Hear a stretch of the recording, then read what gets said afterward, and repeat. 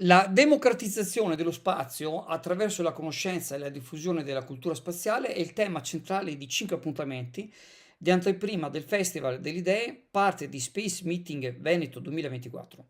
L'assessore regionale all'agenda digitale ha sottolineato l'importanza di questi eventi che vedono la partecipazione di ospiti di rilievo nazionale e internazionale per far riflettere sul presente e disegnare scenari futuri.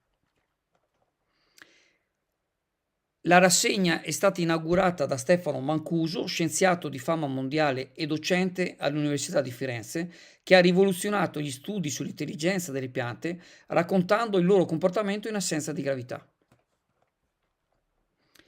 Filippo Ongaro, ex medico degli astronauti presso l'Agenzia Spaziale Europea, ha poi illustrato l'importanza della nutrizione e della preparazione fisica per il benessere psicofisico degli equipaggi spaziali.